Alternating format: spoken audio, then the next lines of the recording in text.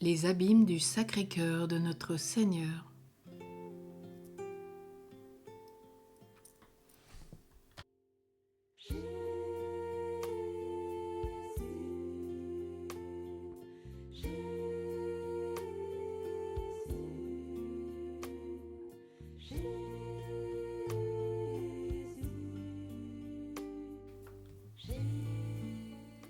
Le Sacré-Cœur de Jésus est un abîme d'amour, où il faut abîmer tout l'amour-propre qui est en nous, avec toutes ces mauvaises productions qui sont les respects humains et désirs de nous satisfaire. Si nous sommes dans un abîme de privation et de désolation, ce cœur divin est un abîme de toute consolation, dans lequel il nous faut perdre sans désirer d'en sentir la douceur.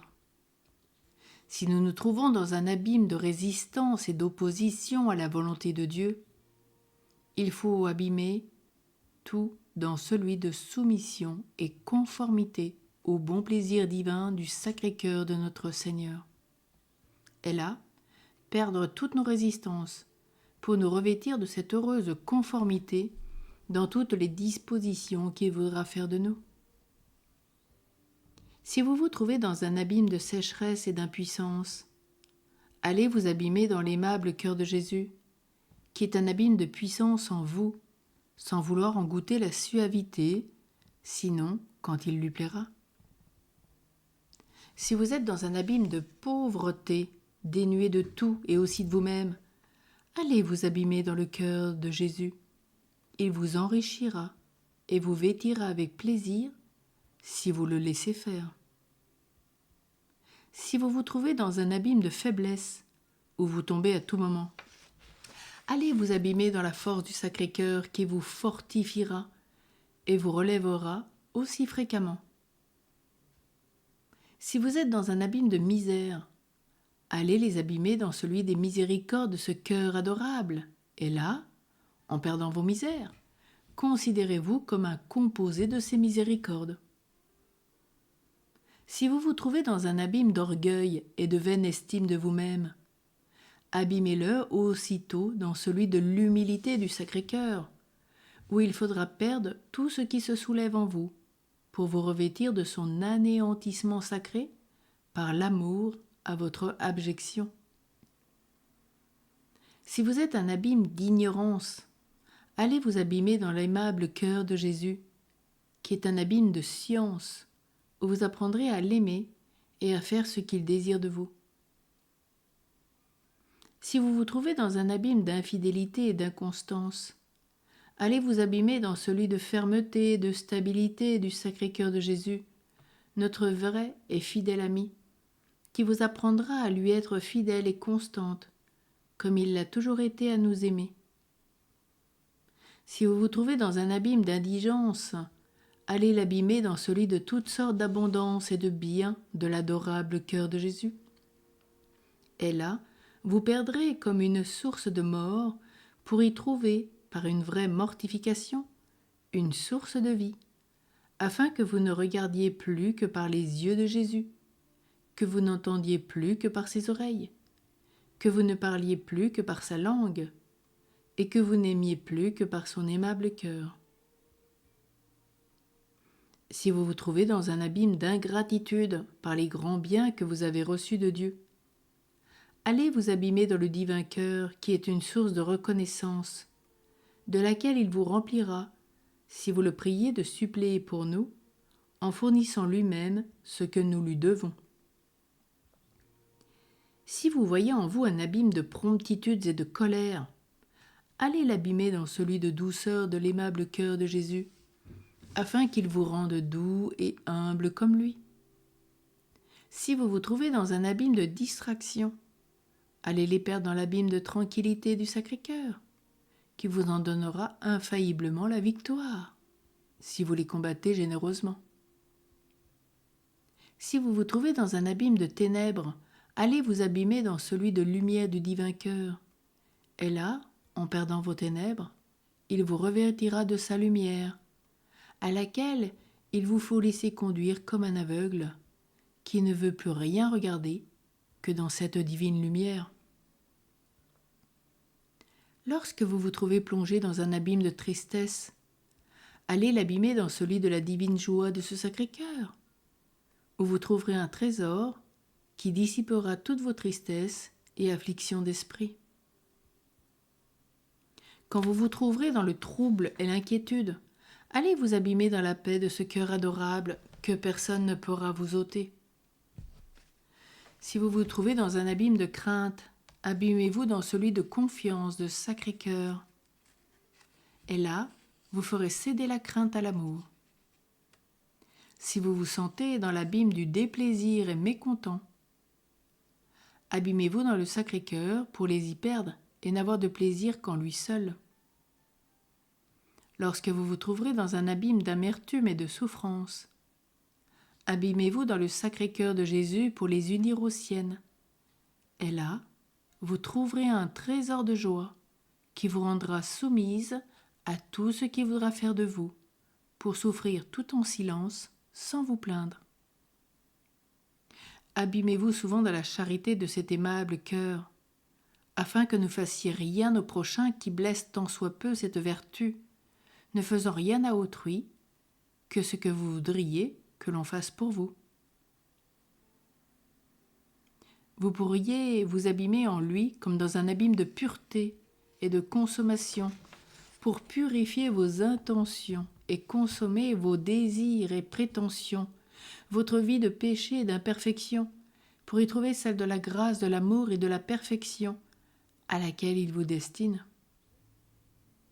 Enfin, perdez-vous dans cet abîme sacré et n'en sortez plus, parce qu'il amollira votre cœur endurci et le rendra susceptible de ses grâces et de son amour. Sainte Marguerite Marie nous propose un vœu de perfection. Nous extrayons ici quelques-uns des engagements héroïques que Sainte Marguerite Marie avait contractés sous la sauvegarde de l'obéissance. Vœu fait la veille de Toussaint de l'année 1686, pour me lier, consacrer et m'immoler plus étroitement, absolument et plus parfaitement au Sacré-Cœur de notre Seigneur Jésus-Christ. Premièrement, ô mon unique amour, je ne tâcherai de vous tenir soumis et de vous assujettir tout ce qui est en moi, en faisant ce que je croirais être le plus parfait ou le plus glorieux à votre Sacré-Cœur, auquel je promets de ne rien épargner de tout ce qui est en mon pouvoir et de rien refuser de faire ou souffrir pour le faire connaître, aimer et glorifier. Deuxièmement, je ne négligerai ni omettrai aucun de mes exercices et observances de mes règles, sinon par charité ou vraie nécessité, par obéissance à laquelle je soumets toutes mes promesses.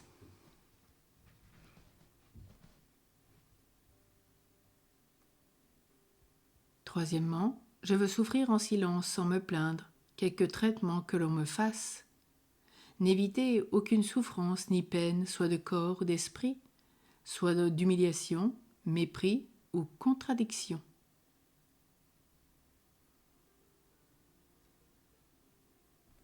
Quatrièmement, ne chercher ou me procurer aucune consolation, plaisir ni contentement que celui de n'en point avoir en la vie.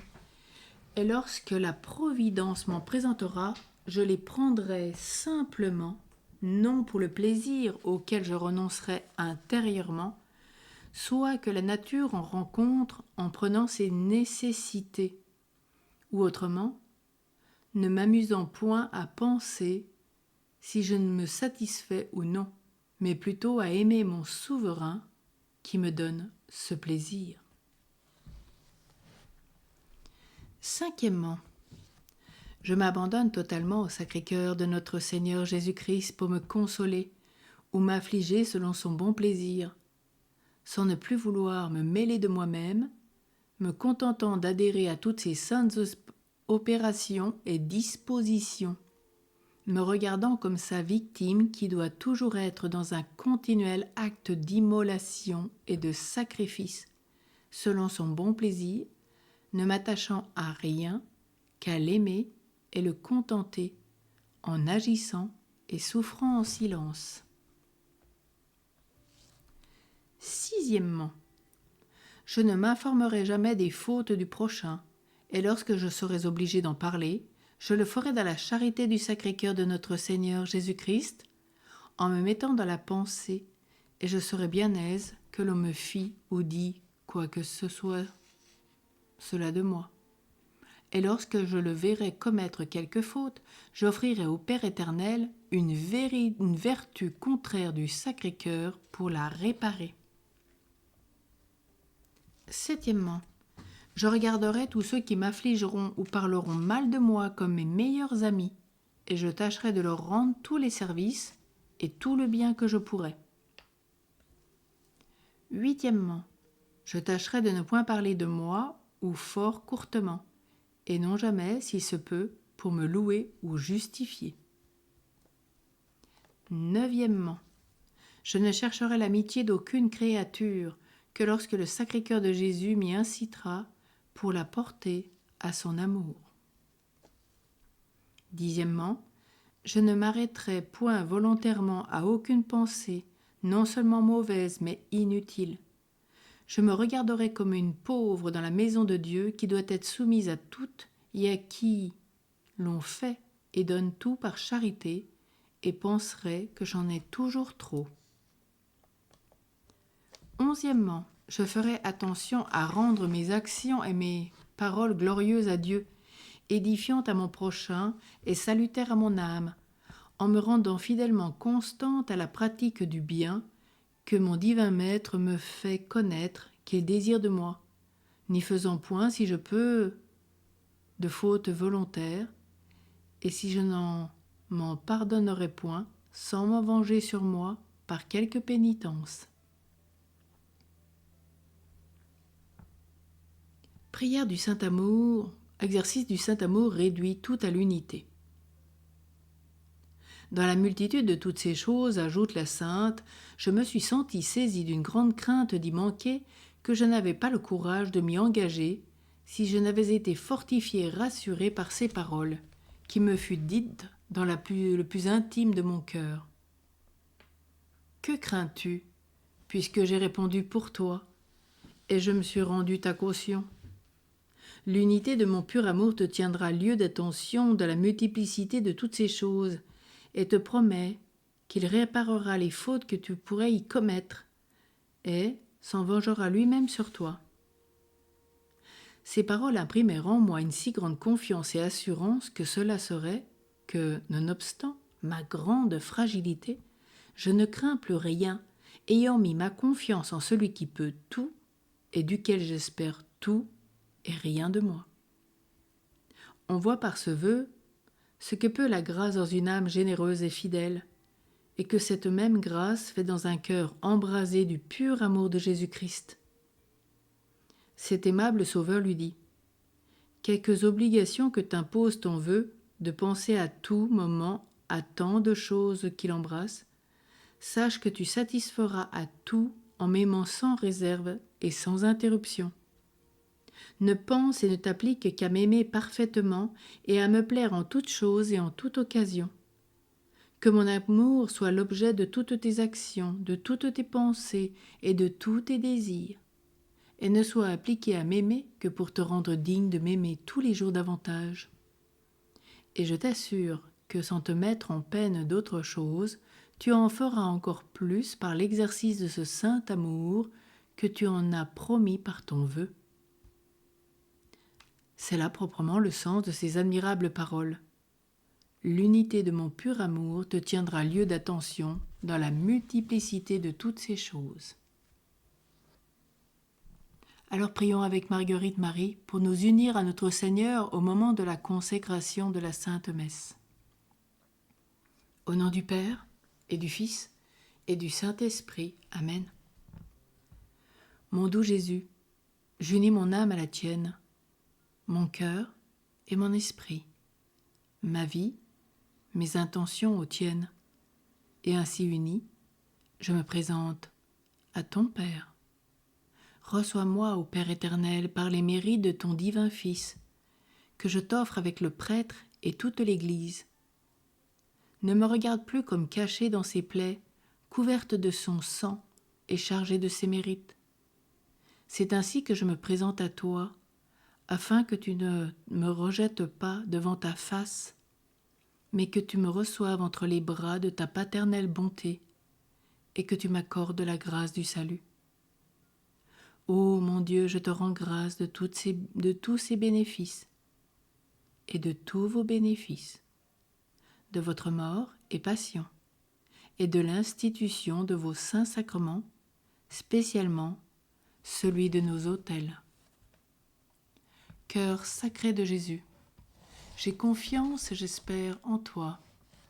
Cœur sacré de Jésus, j'ai confiance et j'espère en toi. Cœur sacré de Jésus, j'ai confiance et j'espère en toi. Sainte Marguerite Marie, prie pour nous. Amen. Au nom du Père et du Fils et du Saint-Esprit. Amen.